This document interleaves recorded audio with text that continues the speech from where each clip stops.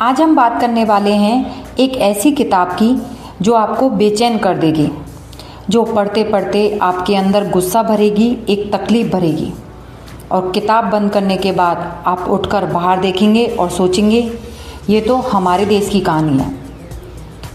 किताब का नाम है महाभोज। इसे लिखा है मन्नू भंडारी ने 1979 में। इस किताब की पहली लाइन है, लावारिस लाश को गिद्ध नोच नोच कर खा जाते हैं।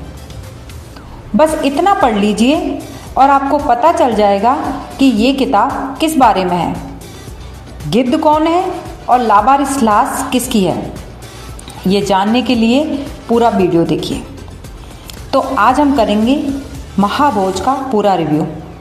लेखिका कौन थी, किताब का असली बैकग्राउंड क्या है, कहानी क्या है, कैरेक्टर कैसे हैं, राइटिंग कैसी है, थीम क्या है और सबसे ज़रूरी ये किताब 1979 में लिखी गई थी, लेकिन आज 2026 में भी क्यों उतनी ही ज़रूरी है।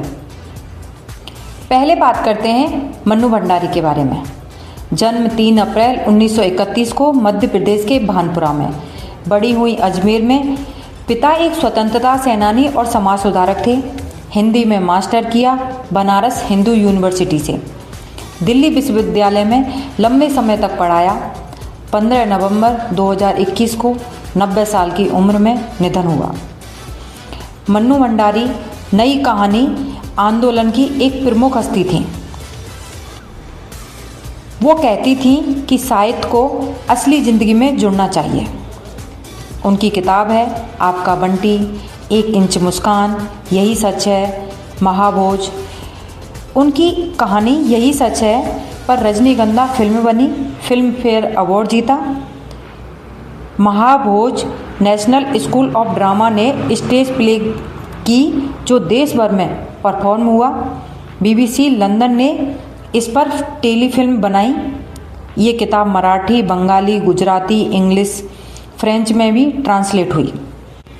लेकिन एक बात जो मुझे बहुत इम्पोर्टेंट लगती है वो ये कि मन्नू जी के बारे में समाज की एक धारणा थी कि महिला लेखिका या तो परिवार की बातें लिखती है या अपनी भावनाओं के बारे में।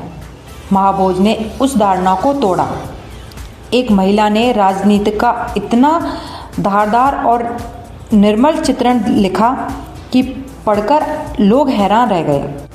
महाभोज को समझने के लिए उस घटना को जानना जरूरी है जिसने मन्नू जी को ये लिखने पर मजबूर किया। साल था 1977।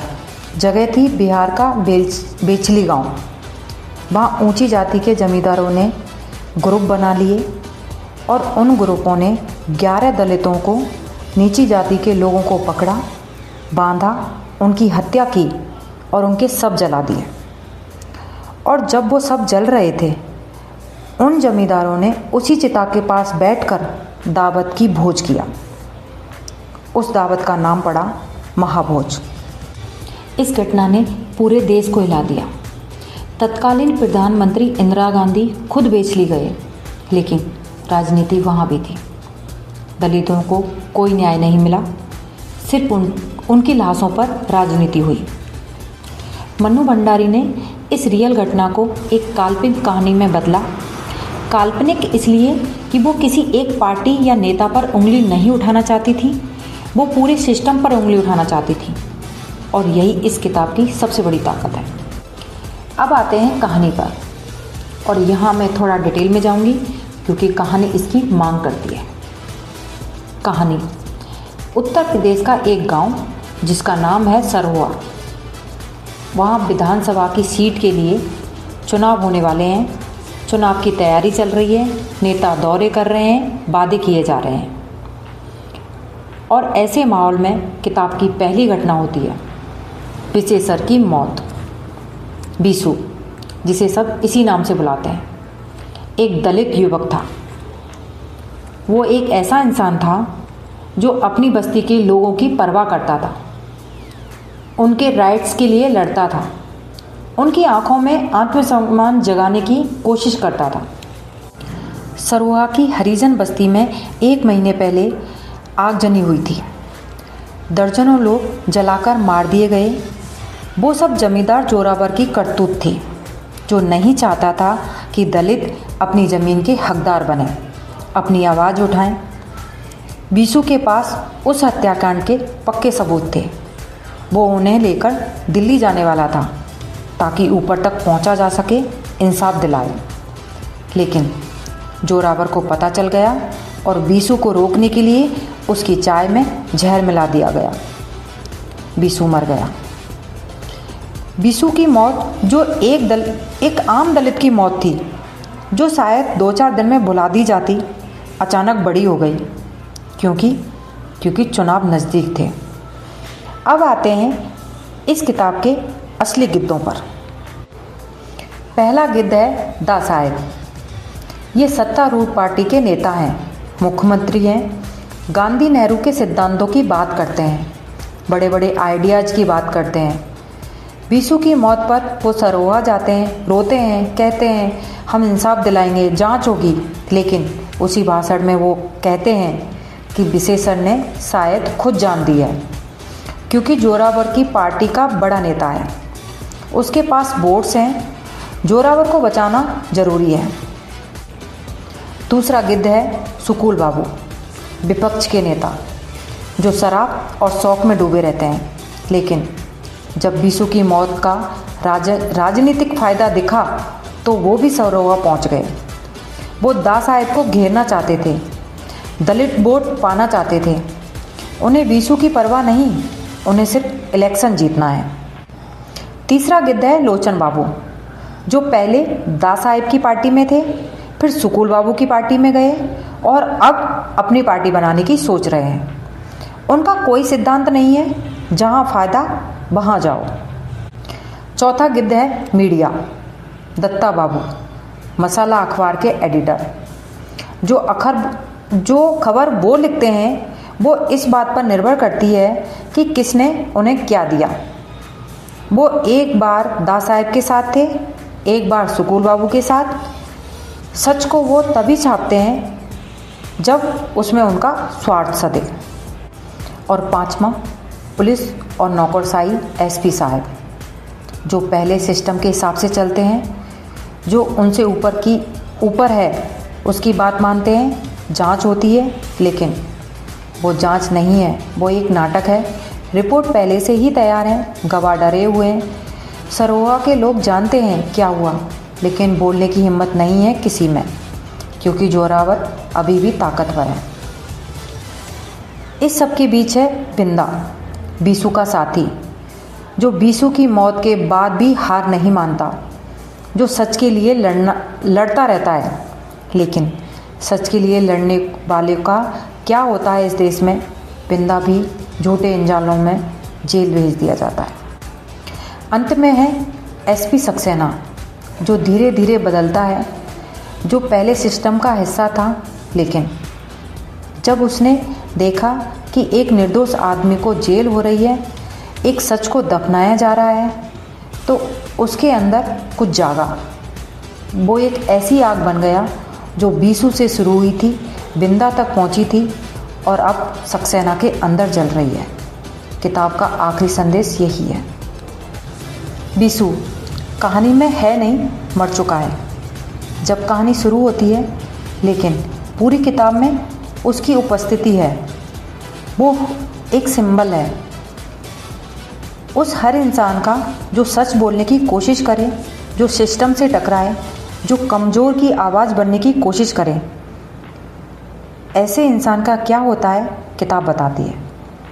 दा साहेब सबसे खतरनाक किरदार, इसलिए नहीं कि वो ओपनली बुरे हैं, बल्कि इसलिए कि वो आइडल्स की भाषा बोलते हैं, गांधी का नाम लेते हैं, सहानुभूति दिखाते हैं, लेकिन अंदर से वो सत्ता बचाने के लिए कुछ भी करने की तैयारी में है।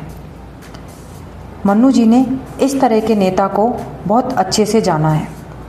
जो सबसे ज़्यादा बोलता है वो सबसे ज़्यादा झूठा होता है।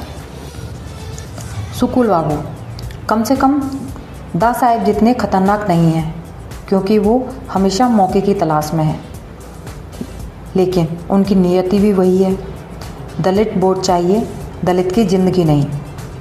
बिंदा इस किताब का असली हीरो, जो डरता नहीं, जो झुकता नहीं, जिसे पता है कि सच बोलने की सज़ा मिलेगी, फिर भी बोलता है। वो भले ही हार जाता है, लेकिन उसकी जीत उस आग में है जो उसने सक्सेना के अंदर जला दी।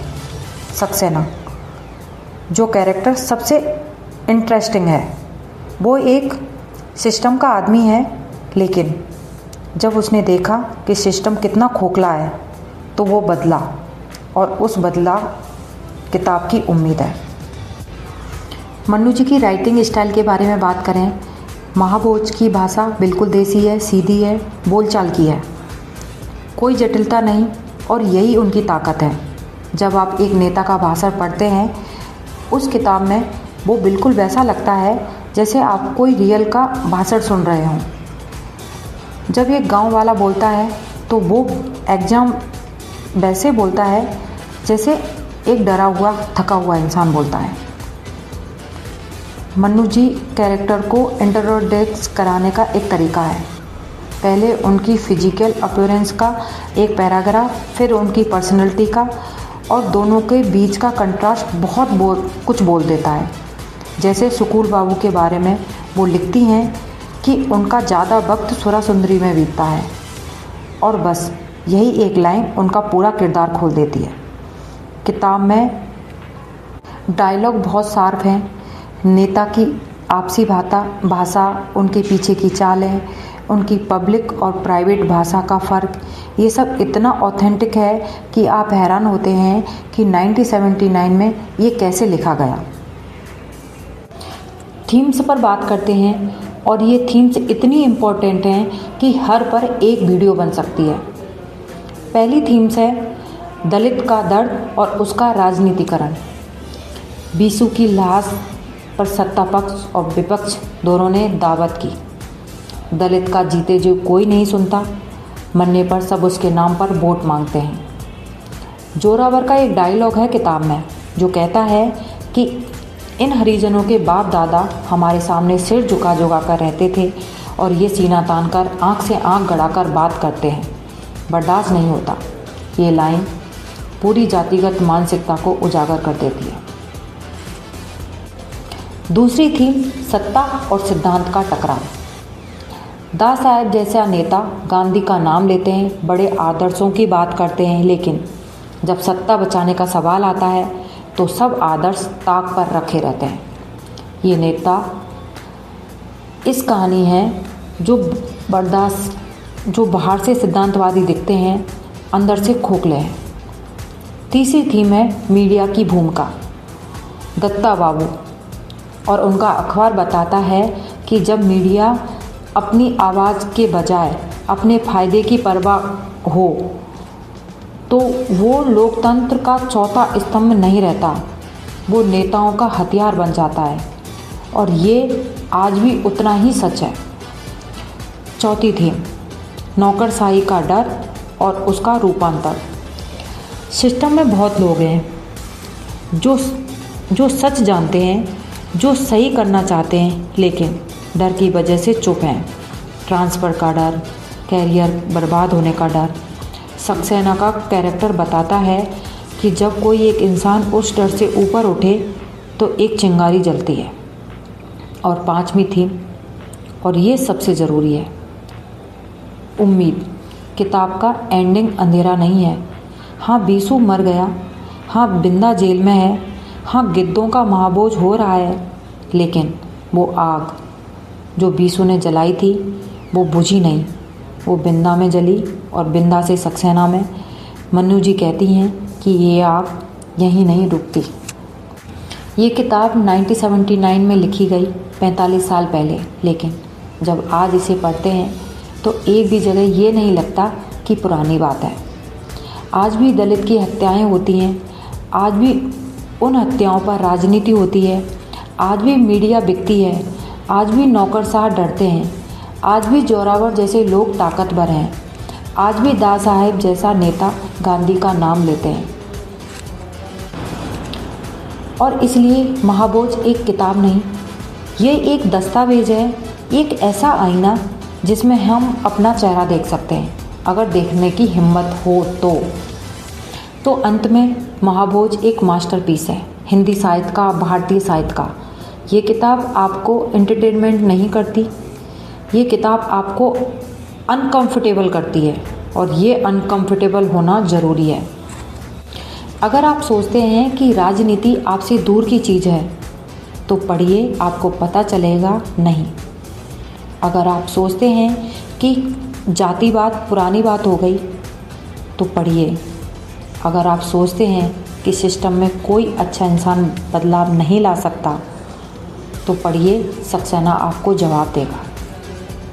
मन्नू भंडारी जी को भारतीय भाषा परिषद अवार्ड मिला 1982 में, लेकिन इस किताब का सबसे बड़ा अवार्ड ये है कि आज भी ये किताब उतनी ही जिंदा है जितनी 79 में थी। मेरी रेटिंग 5 में से 5, पूरे 5, कोई कमी नहीं, क्योंकि ये किताब वो करती है जो साहित्य को करना चाहिए। सच को सामने रखती है, चाहे वो सच कितना भी असहज क्यों ना हो। नीचे कमेंट में ज़रूर बताइए, क्या आपको लगता है कि महाभोज में जो लिखा गया है वो आज भी हो रहा है? और अगर वीडियो अच्छी लगी हो तो लाइक करिए, चैनल को सब्सक्राइब करिए। हम मिलेंगे अगली किताब के साथ, तब तक पढ़ते रहिए, सोचते रहिए।